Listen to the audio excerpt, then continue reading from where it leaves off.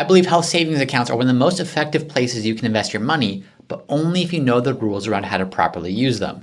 So in today's episode, we're going to talk about health savings accounts, how they work, and some strategies, some little known strategies that you can use to maximize the tax impact of everything you contribute to your HSA plan. Let's start by getting a quick rundown of how health savings accounts, or HSAs, work. With an HSA, any contributions you make are tax-free at the federal level, and they are tax-free at the state level at all but 2 states. So California and New Jersey do not recognize HSA contributions, but the other 48 out of 50 states do, and those contributions are tax-free.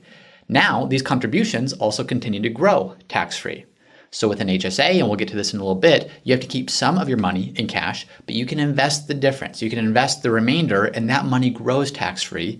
And then if you are pulling that money out for qualified medical expenses, we'll also get to that a bit later, that money comes out tax-free. So what you essentially have is you have a triple tax benefit here of tax-free contributions, tax-free growth, and tax-free withdrawals. And what I'm going to show you is how do you take most advantage of this in some little known ways to maximize the effectiveness of what this account can do for you. The first detail to know with this is, are you even eligible for an HSA? To be HSA eligible, you have to be enrolled in a high deductible health plan. Now, just because you believe that your healthcare plan has a high deductible does not necessarily mean that it is a high deductible plan. These plans will have minimums for the actual deductible involved with it, and they'll have maximums for out-of-pocket costs, and the plan itself will say whether or not it is high deductible and whether it is HSA eligible. But that's the first thing. If you don't have a high deductible health plan, you cannot use an HSA, or you cannot contribute new dollars to an HSA. An HSA doesn't mean that it's an HMO or a PPO. You can have an HSA with both. The main thing that you need to look at here is this a high deductible healthcare plan, and is it HSA eligible? The second detail that you need to be aware of is the contribution limits, and pay careful attention to this because this is slightly different than how something like a 401k works. If you have an HSA for an individual only, the most that you can put into that plan for a year is $4,300. If it's a family plan, the most that you can put in is $8,550. But here's what's different about how these contributions work when compared to something like a 401k. When you have a 401k and we talk about contribution limits, that is the amount that you personally can put in to your 401k. Any employer contributions don't count against that limit that you have for yourself. With HSAs, however, this is a total contribution limit. So if you're single and you have an HSA for yourself only, and let's say that your employer puts in $500 to your HSA, that $500 counts towards the $4,300 limit, which means that you can only put in $3,800. So keep that in mind. These contribution limits are the combined amount that you and your employer puts in. Another thing that's slightly different than what you might be used to with 401ks is with 401ks, as soon as you are 50 or older, you get to make a catch-up contribution. The same concept applies with HSAs, but the catch-up contribution is an extra $1,000, and it's from 55 and older, not 50 and older like 401ks are. So once you're 55 or older, you can start making these catch-up contributions to your HSA to get even more money into the plan. The next thing to note with HSAs is there's a lot of confusion. Now, sometimes people will ask, isn't an HSA one of those use it or lose it accounts? And the answer is no. The use it or lose it account that people are typically referring to is an FSA, a flexible spending account. That is an account that you contribute to it, and you need to use those dollars by the end of the year, otherwise those dollars go away. With a health savings account, and keep this in mind because this is going to tie into the strategies that we talk about here in 1 second, with an HSA, any contributions that you make, those carry forward with you. You begin growing this account balance that you do not lose if you don't use those contributions by the end of the year. Just a few more details, a few more things that we want to lay the groundwork on before we start to talk about the strategy around HSAs. But one other important thing to note is, unlike IRAs or Roth IRAs, there's not an income limit. It does not matter how much you earn, you can make HSA contributions at any income level, provided you are enrolled in a high deductible health plan. So let's now get into some of the strategy here, some of the things that you can do with your HSA to significantly leverage the tax impact that you have here and possibly make this one of the core assets that you have to prepare for your retirement. Now, before we do, real quick, make sure that you subscribe to the show. If you're listening on YouTube, subscribe. If you're listening on Apple Podcasts, on Spotify, wherever you are, make sure that you subscribe so you don't miss future episodes. So what can you now do with these HSAs? One really important thing to note here that very few people actually understand is you do not have to use your HSA funds in the same year that you incur a qualified medical expense. So as I mentioned at the beginning, contributions to the HSA are tax-free, growth is tax-free, the exception New Jersey and California, and withdrawals are tax-free, assuming you're using those withdrawals or you're using that money that you pull out for qualified medical expenses. The beautiful thing is you don't have to align the year in which the qualified medical expense is incurred in the year in which you pull funds out of your HSA. So for example, let's assume that I personally put $5,000 into my family's HSA this year, and let's also assume that this year I incur a medical expense that cost me $3,000. What I could choose to do is I could choose to pull $3,000 from my HSA to pay for that medical expense, or I could simply use my cash. I could use money from my bank account to pay for that $3,000 medical expense and leave the full $5,000 in the HSA. Here's what that does. Now my HSA can continue growing. And let's assume that 5 years from now, 10 years from now, I need some extra cash and I'm trying to figure out where should I pull this from? Well, in that year, even if it's 5 or 10 or however many years from today, I can still pull that $3,000 out because I incurred an expense, and that $3,000 that I pull out still counts as a qualified medical expense. Even if 2025 is the year that I incur the actual medical expense, I can pull the funds out in 2030, 2035, 2040. It doesn't have to correspond to the actual year that I maintained or incurred the expense. Now, pro tip, this is why it's very important to keep track of your medical expenses. If you're incurring medical expenses and you have a health savings account, but you're using cash flow to pay for those expenses, meaning you're using other assets outside of your HSA, keep track of that, because here's where the beauty comes into play. Let's assume that every year for the next 10 years, I incur $3,000 in medical expenses. And let's also assume that every year for the next 10 years, I'm contributing $5,000 to my family's HSA account. So that's 10 years of contributions. That's $5,000 per year, so $50,000 of contributions. But let's assume that that money's grown because I've invested it and it's now worth $75,000. That's $75,000, and of that $75,000, I essentially have $30,000, 10 years of $3,000 per year of expenses. I have $30,000 that I can pull out tax-free at any time. It doesn't have to be at that point for an actual medical expense. If I want to take my family on a really nice trip, I have $30,000 of tax-free funds there. If I run into hard times and I need to pull money from somewhere, I have $30,000 of tax-free funds there. So this is one of the beautiful things about health savings accounts, is you can use it to start building this beautiful portfolio, knowing that part of that portfolio can always be tapped into completely tax-free in the event that you need it, even if you don't have a medical expense in that year, assuming you have incurred medical expenses up until that time. Now, I mentioned this briefly earlier, but one point that I want to hit home on again is with an HSA account, usually you're going to be required to keep some minimum amount in cash in that account. So if I'm funding my account with $5,000 per year, my HSA provider, of which there's many of them, they might require me to keep $1,000 simply in cash. All new contributions will go to cash, but they will give me the option of investing anything above $1,000. So the first $1,000 I put in, that has to stay in cash. The next $1,000, the next $2,000, the next $10,000, $20,000, etc., I can start investing that money and I can start growing that money. And keep in mind, that is tax-free. All that growth is tax-free. And then if I pull it out for qualified medical expense, also tax-free. So let's now look at a bit more in depth of a case study here to really illustrate some of the tax savings power that these accounts have.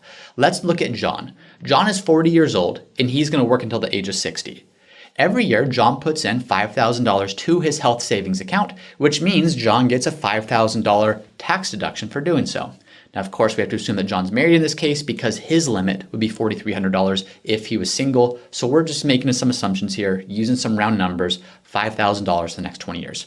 So if John happened to have $5,000 every single year of medical expenses, what he's done is every year he has been able to write off that $5,000. Why has he done this? Well, the $5,000 contribution to his HSA, that was a tax deduction. So write-off is the wrong way of saying it. It is a deduction against his income, and then he uses that tax-free money to pay for his medical expenses. So over 20 years, John has effectively deducted $100,000 of medical expenses that would have been taxable to him had he not put money into his HSA. So that's a great starting point. $100,000 saved over 20 years, that's significant. That's what most people are doing with their HSA. Now let's take a look at another strategy John could have employed to really leverage the tax benefits. So that first option is great. Lots of money saved, but can he do even better? Well, let's assume that John has the exact same scenario. $5,000 of contributions from age 40 to age 60, and he incurs $5,000 of medical bills. This could be him, his family, anything. So $5,000 medical expenses. In this scenario, let's assume that now John pays for those $5,000 of medical expenses out of his cash flow. He's building up his HSA, so every year that's growing while he is paying for cash for his medical expenses as he goes. If those $5,000 of contributions that he is making to his HSA, if he is investing that, and let's assume that he grows at 8% per year, just use a simple number here, not a guarantee, just for illustrative purposes only. $5,000 growing at 8%, doing that for 20 years, John would have just under $290,000 in his HSA account at the end of this 20-year time period. So now what can John do? Well, at age 60, John has called $290,000 in this account. Of that account, $100,000 can be taken tax-free at any time. That $100,000 is because John's been saving his receipts. As he's incurred these qualified medical expenses, that's $100,000 of tax-free money, very much like a Roth IRA at this point, that John has available to him. In addition to that, the remaining $190,000, that can still be taken tax-free for new qualified medical expenses. So what counts as a qualified medical expense? Well, obviously, things like going to the doctor, things like paying for that expense.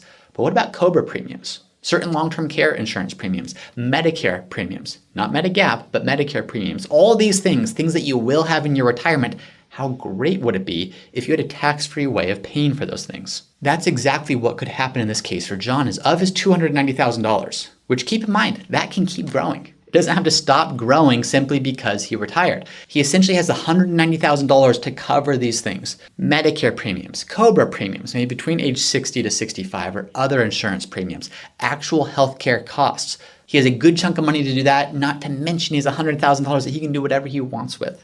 If he wants to draw that money at any time, that money is tax-free because, as I mentioned before, he's already had the medical expenses that he could attach those to, even though he didn't pull the money out in the same exact year. So that's an incredible strategy that can yield lots of tax-free income to you in your retirement. Now, a couple more things here to wrap this up and make sure that you're truly using your HSA to its fullest extent possible.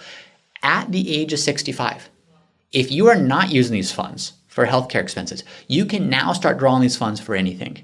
If you want to take a trip, if you want to do something, if you want to buy groceries, whatever it is, but you lose the tax-free withdrawal nature. Keep in mind, you still got a tax-free contribution and you still got tax-free growth. It almost becomes like another IRA for you, or 401k. Pre-tax on the way in, tax deferral growth along the way, and then when you pull it out, it's taxable. So not ideal if you could use this for qualified medical expenses, but if you're in a situation where you're saying, I've built this thing up to such a large amount that I actually have more than enough to cover all my medical expenses, you could then turn around once you've attained the age of 65 or older and actually use that like you would another IRA. Pull the money out, you're not paying any penalties like you would have prior to 65, but you're going to pay taxes on those withdrawals if they're not for qualified medical expenses. Another thing, a lot of times people with a traditional IRA or 401k or investment account, they don't mind building that account for a long time, using what they want from it, knowing that their beneficiaries are ultimately going to inherit that. That's not the case with the HSA. This is an account that you do want to make sure ideally you are fully utilizing by the time that you and or potentially a spouse pass away. Here's how those rules work. If I were to pass away, my spouse would inherit my HSA. It would simply become hers, very much like an IRA. If I pass away, my spouse inherits my IRA. If myself and my spouse pass away, or if I wasn't married and my children inherited my HSA, the HSA balance is fully taxable to them in the year that they inherit it. So it's not a great account to do some legacy planning, some beneficiary planning. It's a great account to protect you, and if you're married to a spouse, but don't keep building this account up forever, getting addicted to the tax benefit, saying this is $300,000, $400,000, $500,000. At some point, that's actually going to be a counterproductive strategy, because if you're not using it, your children or your heirs, if it's a non-spouse heir, they won't get the same tax benefits you will. It will all become taxable to them when they inherit it. Another thing to quickly mention that goes along with that is once you are enrolled in Medicare, you can no longer make new HSA contributions. You can still, of course, maintain your existing HSA balance. It can keep growing. You can still take out distributions from that, but you cannot make new contributions to that account. So where do HSAs fall into the big picture grand scheme of things? As I mentioned before, if you don't have a high deductible healthcare plan, they don't pertain to you at all. This isn't something you have the ability to contribute to. If you do, I like to think of an order of operations of where should you start when it comes to investing your funds. First, if you have a 401k with a match, take full advantage of that. That's free money. That's an automatic return on investment that you're getting. Make sure that you're doing that first. After that, though, the HSAs are probably the second thing I'd want to look at in general. There's of course nuances and it depends upon your situation, but if I'm looking through a checklist of what am I looking through first, after your 401k match, these can potentially become the next most impactful things that you can invest in, assuming you're eligible. So understand the HSA, maybe the least appreciated and most effective type of tax planning tool you have. When you factor in tax-free contributions, tax-free growth, and then tax-free qualified withdrawals. The combination of those three things, along with some of the other things that we talked about today, can be incredibly powerful when it comes to planning for a very tax-efficient retirement. Root Financial has not provided any compensation for and has not influenced the content of any testimonials and endorsements shown. Any testimonials and endorsements shown have been invited, have been shared with each individual's permission, and are not necessarily representative of the experience of other clients. To our knowledge, no other conflicts of interest exist regarding these testimonials and endorsements. Once again, I'm James Knoll, founder of Root Financial, and if you're interested in seeing how we help our clients at Root Financial get the most out of life with their money, be sure to visit us at www.rootfinancialpartners.com.